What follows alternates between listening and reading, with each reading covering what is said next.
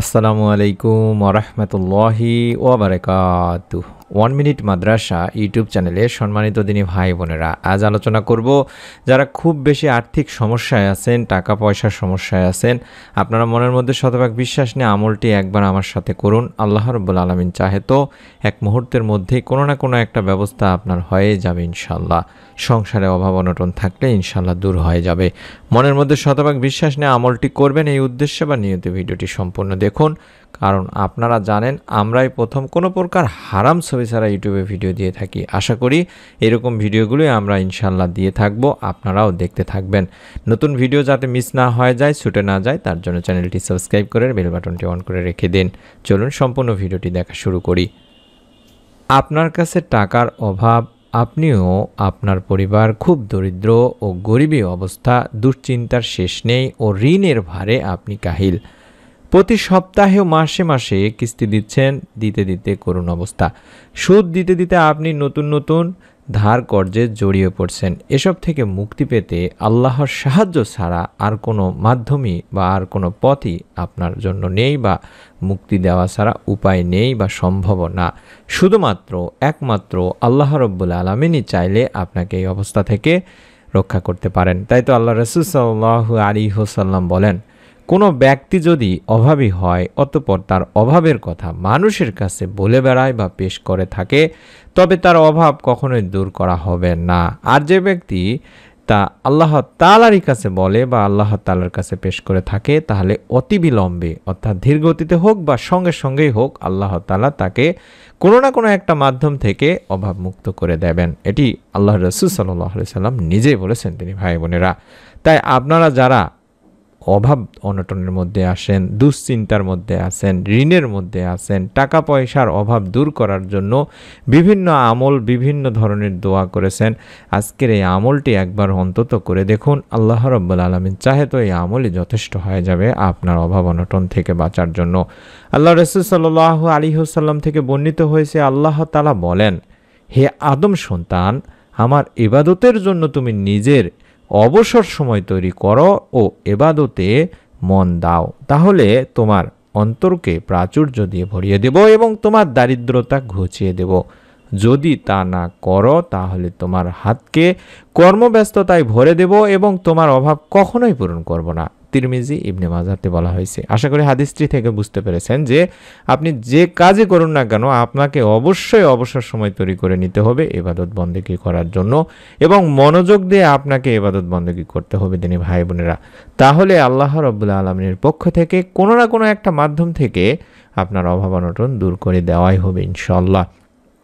এছাড়াও পবিত্র কোরআনুল কারীমের বিভিন্ন আয়াতে আল্লাহ রাব্বুল আলামিন এই বিষয়ে বলেছেন। আমি কয়েকটি আয়াত আপনাদের সামনে তুলে ধরছি, তাহলে আপনারা বুঝতে পারবেন। আল্লাহর রহমত থেকে নিরাশ হয়েও না, আল্লাহ তাআলা নিজেই বলছেন, নিশ্চয়ই কাফের সম্প্রদায় ছাড়া আল্লাহর রহমত হতে কেউ নিরাশ হয় না। তাই অভাবে পতিত হলে আপনি কখনোই হতাশ হবেন না, নিরাশ হয়ে যাবেন না। জেনে রেখো আল্লাহর সাহায্য নিকটে, অর্থাৎ আল্লাহ তাআলা খুব তাড়াতাড়ি আপনাকে সাহায্য করবেন, আপনার বিপদ থেকে আপনাকে রক্ষা করবেন। নিশ্চয়ই কষ্টের সাথেই রয়েছে স্বস্তি। হে ঈমানদারগণ, তোমরা ধৈর্য ও নামাজের মাধ্যমে সাহায্য প্রার্থনা করো আল্লাহ তাআলার কাছে। নিশ্চয়ই আল্লাহ ধৈর্যশীলদের সঙ্গে আছেন। যদি তোমরা শুকরিয়া আদায় করো তবে আমি অবশ্যই তোমাদের নিয়ামতকে বাড়িয়ে দেব। আশা করি এই আয়াতগুলো থেকে আপনারা এটি বুঝতে পারছেন যে যে অবস্থাতে আছেন না কেন সেই অবস্থাতে আল্লাহ তাআলারই উপর ভরসা করে ধৈর্য ধারণ করতে থাকুন এবং আল্লাহর শুকরিয়া আদায় করতে থাকুন। ভালো অবস্থাতে থাকলেই শুধু শুকরিয়া আদায় করতে হবে, কিংবা খারাপ অবস্থাতে থাকলে শুকরিয়া আদায় করা যাবে না, এটা একটা ভুল ধারণা। তাই অনুরোধ করছি যে যে অবস্থাতে আছেন সেই অবস্থাতে থেকেই আল্লাহ তাআলার শুকরিয়া আদায় করুন।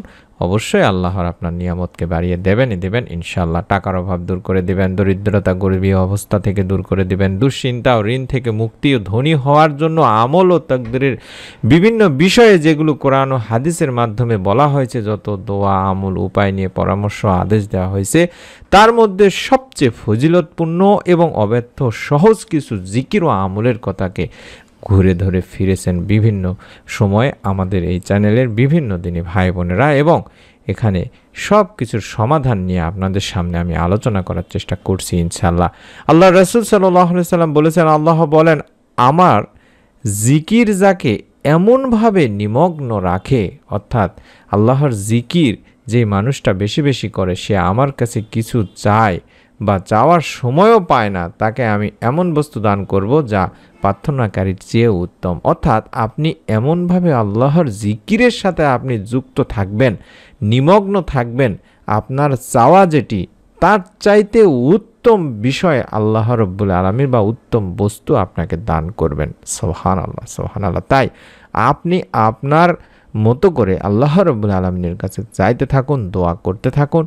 আল্লাহ তাআলা ইনশাআল্লাহ আপনার অভাব অনটন দূর করে দেবেন। টাকার অভাব দূর করার উপায় হলো সবচেয়ে বেশি বেশি আল্লাহর নিকট তাই জিকির করতে হবে দিনী ভাই বোনেরা। দুশ্চিন্তা ও ঋণ থেকে মুক্তি লাভের দোয়া পড়তে হবে। ঋণ থেকে মুক্তির উপায় হলো আল্লাহ ও শেষ নবী প্রদত্ত যেই দোয়াগুলো শিখিয়ে দেওয়া হয়েছে সেই দোয়াগুলো বেশি বেশি পড়তে হবে। সর্বপ্রথমে সব কিছুর জন্য আল্লাহর উপরে আপনাকে ভরসা করতে হবে। যখন তুমি দৃঢ়ভাবে ইচ্ছা করবে তখন আল্লাহর উপর ভরসা করবে। নিশ্চয়ই আল্লাহ ভরসাকারীদের ভালোবাসেন। সূরা আলে ইমরানের আমি প্রত্যেকটি আয়াত দেখায় দিচ্ছি ইনশাআল্লাহ। আর যে আল্লাহকে ভয় করে আল্লাহ তার জন্য নিষ্কৃতির পথ বের করে দেবেন এবং তাকে তার ধারণাতীত জায়গা থেকে, অর্থাৎ আমরা কল্পনাও করতে পারবো না জান্নাত কেমন হবে, কীরকম হবে এই জিনিসগুলো আমরা কল্পনাও করতে পারি না, আমাদের ধারণার বাইরে থেকে সেরকম আল্লাহ রাব্বুল আলামিন আমাদেরকে রিজিক দেবেন। যে ব্যক্তি আল্লাহর উপর ভরসা করে তার জন্য তিনি যথেষ্ট হয়ে যান। আমি বা আমাদের ভাগ্য পরিবর্তনের জন্য মুসলমান হিসেবে 5 ওয়াক্ত নামাজ আদায় করতেই হবে দিনী ভাই বোনেরা। নামাজেই রয়েছে রিজিক খোলার দরজা। তাই আল্লাহর রাসূল সাল্লাল্লাহু আলাইহি সাল্লামের উপর দরুদ পাঠ করা, সালাম পেশ করা, বেশি বেশি ইস্তেগফার করা এবং সারা দিনে অন্তত দৈনিক 100 বার লা হাওলা ওয়ালা কুওয়াতা ইল্লা বিল্লাহ বলা।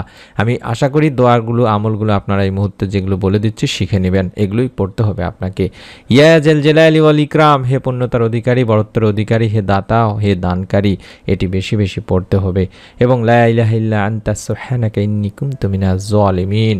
আমি আশা করি এগুলো দেখায় দিচ্ছি এই জন্য যে যাতে করে এগুলো সকলে আপনারা জানেন। তারপরে আমি আপনাদেরকে বলে দিচ্ছি এগুলো আপনাকে প্রতিদিন আমল করতে হবে। সুবহানাল্লাহি ওয়াল হামদুলিল্লাহি ওয়া লা ইলাহা ইল্লাল্লাহু আল্লাহু আকবার। বেশি বেশি পড়ুন সূরা ইখলাস এবং আল্লাহুস সামাদ, অর্থাৎ সূরা ইখলাসটি আপনি বেশি বেশি পড়তে থাকুন। অভাব দূর করার কোরআনি আমল, দুশ্চিন্তা ও ঋণ থেকে মুক্তি লাভের, ঋণ থেকে মুক্তির উপায়গুলোকে আপনারা এই উপরোক্ত আলোচনা থেকে বা এই যে কথাগুলো বললাম অভাব দূর করার জন্য অবশ্যই আপনারা কোরআনি দোয়াগুলো বেশি বেশি পড়ার চেষ্টা করবেন দিনী ভাই বোনেরা।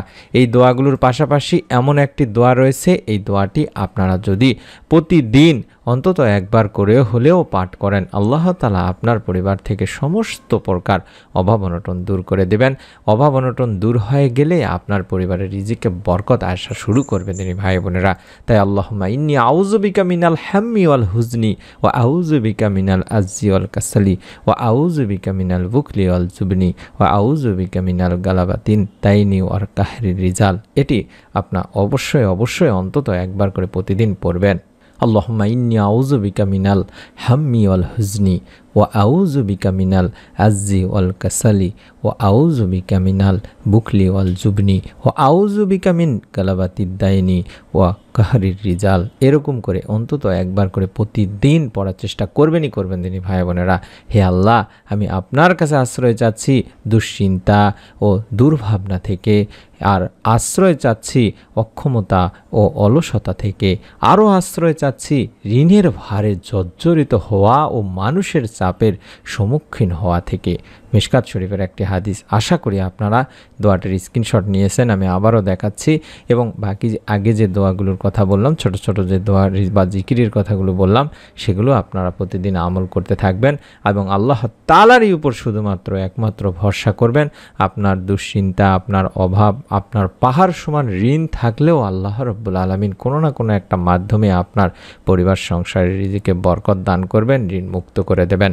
তাই অনুরোধ করছি মনের মধ্যে শতভাগ বিশ্বাস নিয়ে আমলটি করতে হবে দিনী ভাই বোনেরা। প্রত্যেকেই তাই নিয়ত করুন, বিশ্বাসের সঙ্গে ভিডিওটিতে অন্তত বেশি বেশি করে আমিন লিখুন।